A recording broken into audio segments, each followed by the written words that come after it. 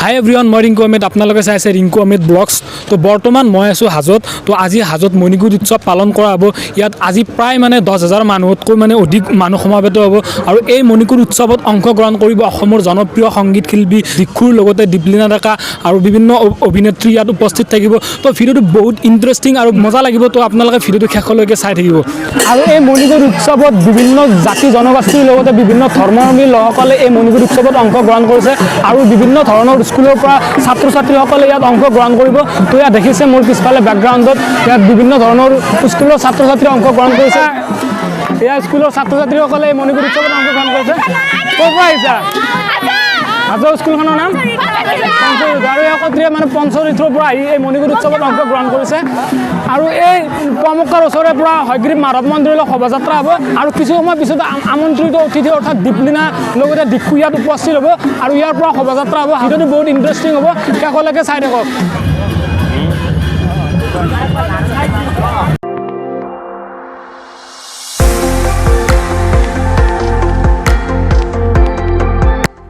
এয়া দেখিছে আপোনালোকে আমন্ত্ৰিত শিল্পীসকলৰ লগতে যিবিলাক অতিথি সেইসকল আহি উপস্থিত হৈছে। দীপাংকৰ কুমাৰ নাথৰ লগতে দীপলিনা বা আৰু দিক্ষুৰ লগতে আৰু বহুতো শিল্পীসকল। আৰু এয়া আৰম্ভ হৈ গ'ল। এয়া অসমৰ জনপ্ৰিয় সংগীত শিল্পী তথা অভিনেত্ৰী দীপলিনা আৰু ক'লা কোট পিন্ধাজনে হৈছে অসম ছাত্ৰ সন্থাৰ সভাপতি দীপাংকৰ কুমাৰ নাথ।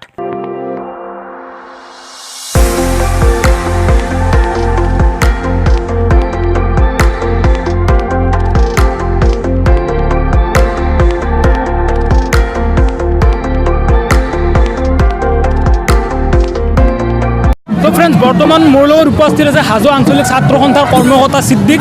তো তেওঁ কৈ দিব যে এই মণিকুট উৎসৱটো কি কাৰণত পালন কৰা হয়। 1992 চনত যেতিয়া ভাৰতবৰ্ষত সাম্প্ৰদায়িক সংঘৰ্ষ সংঘটিত হৈছিল আৰু সেইখিনি সময়তে হাজো আঞ্চলিক ছাত্ৰ সন্থা আৰু হাজো ৰাইজৰ সহযোগত পঞ্চতীৰ্থ নগৰী হাজোত এই সমন্বয় মণিকুট উৎসৱৰ সমন্বয় শোভাযাত্ৰা আৰম্ভ কৰা হৈছিল। আৰু তেতিয়াৰ পৰা আজি 29 বৰ্ষত ভৰি দিলে মণিকুট উৎসৱে। আৰু আপোনালোকে দেখিবলৈ পাইছে যে হাজো মণিকুট উৎসৱৰ সমন্বয় শোভাযাত্ৰা বিভিন্ন ধৰণৰ জাতি জনগোষ্ঠী বিশেষকৈ হিন্দু মুছলিম মিলন ভূমি বুলি আমি কওঁ হাজোক। আৰু আপুনি নিজে দেখা পাইছে যে ইয়াত কেনেকুৱা ধৰণৰ এটা পৰিৱেশৰ সৃষ্টি হৈছে। এই দৃশ্যটো দেখা পাই কিবা এটা ভাল লাগি গ'ল, কাৰণ এই দৃশ্যটোত দেখুওৱা হৈছে যে জয়মতীক জেৰেঙা পথাৰত কিদৰে শাস্তি দিয়া হৈছিল। জয়মতীক গিৰিয়েকৰ কথা নকোৱাত তাইক কিদৰে শিৱসাগৰৰ জেৰেঙা পথাৰত এডাল গছত বান্ধি কিদৰে শাস্তি দিয়া হৈছিল তাকে দেখুওৱা হৈছে। যিসকলে জয়মতীক শাস্তি দিয়া দেখা নাই বা জয়মতীৰ কথা কেতিয়াও শুনা নাই, তো এই ভিডিঅ'টোত ভালদৰে চাই লওক।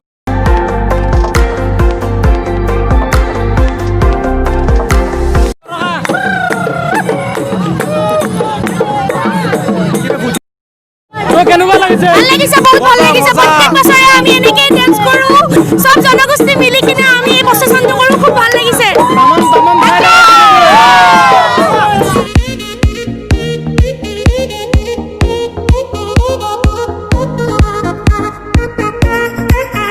এয়া চাওক, ইয়াত কিমান মানুহ সমাবেত হৈছে। এনেকুৱাকৈ কমচে কম পিছফালে 2 কিলোমিটাৰমান এটা দীঘল লাইন। ইয়াত কোনো হিন্দু মুছলমান বৌদ্ধ শিখ বুলি কথা নাই। ইয়াত সকলো ধৰ্মৰ লোকসকলে শান্তিপূৰ্ণভাৱে এই শোভাযাত্ৰাৱে মণিকুট উৎসৱত অংশগ্ৰহণ কৰিছে। তো ফ্ৰেণ্ডছ, ইমানে মানুহ কি ক'ম, আচৰিত বহুত মানুহ হৈছে।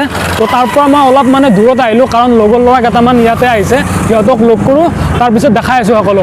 তো ফাইনেলি লগৰকেইটাক লগ পালোঁ। তো কেনেকুৱা অনুভৱ আজি? তো গোটেইকেইটাক লগ পালোঁ, কাৰণ আজি মণিকুটত ইমানে ভাল লাগিছে, কাৰণ এই 2020 চনটোত না আমি ফাংচন চাব পাইছোঁ, না থিয়েটাৰ চাব পাইছোঁ, না আমি ৰাস চাব পাইছোঁ। আজি প্ৰথম এই 2021 চনত প্ৰথমটো উৎসৱ পাইছোঁ। তো সঁচাই আমাৰ বহুত ভাল লাগিছে। আমাৰ লগত হাতীটো শোভাযাত্ৰাত অংশগ্ৰহণ কৰিছে। আৰু এই মণিকুট উৎসৱটো 1992 চনৰ পৰা আজি এই 2021 চনলৈকে সম্পূৰ্ণ 28 বছৰ অতিক্ৰম কৰিলে। এখন হাজোতে বিভিন্ন ধৰণৰ জাতি জনগোষ্ঠীৰ লগতে বিভিন্ন ধৰ্মৰ লোকসকলে এই মিলন ভূমিত এই শান্তি সম্পূৰ্ণভাৱে বসবাস কৰি আছে।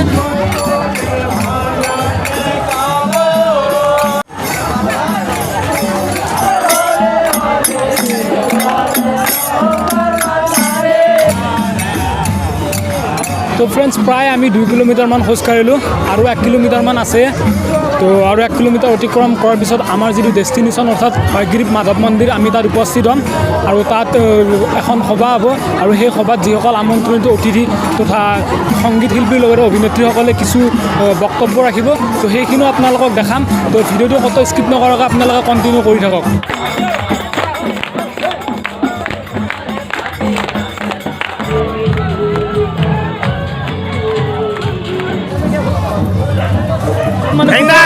এখন কি হয় এখন কোঠাত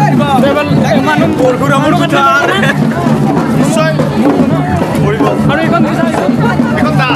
এইখন দা দেখিছেনে বিখ্যাত দা এইখনৰে যদি মানে কাটি দিয়া ন মৰি যাব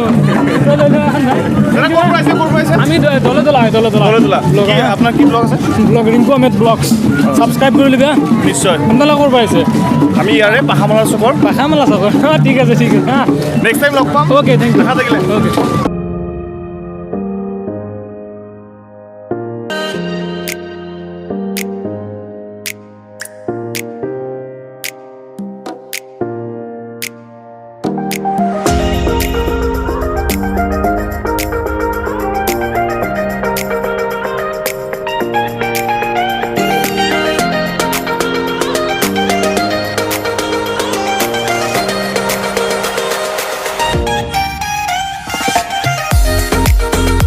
আমি আহি পালোঁ আমি শ্বৰ্টকাট কৰি আহিছোঁ আৰু মণিকুটৰ যি মানে অতিথিসকল আহি পোৱা নাই চ' সকলোৱে ইয়াত ৰৈ আছে তো মই ৰৈ আছোঁ ওচৰৰ পৰা এবাৰ চাম বুলি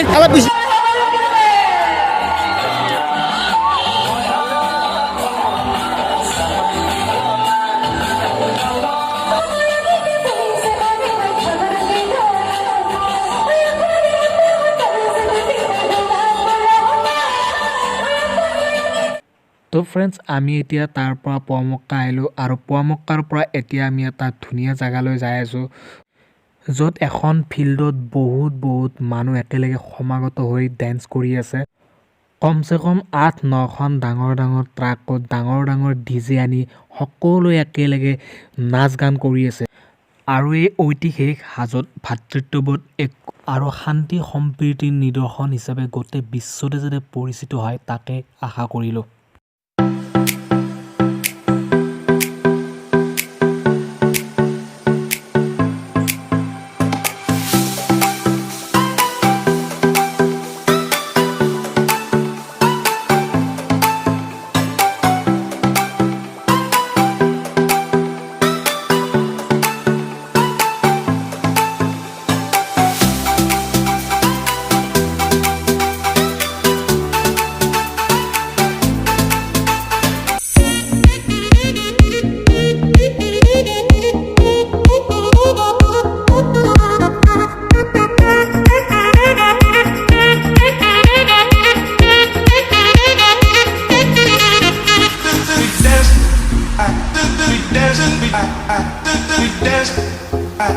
We dancing.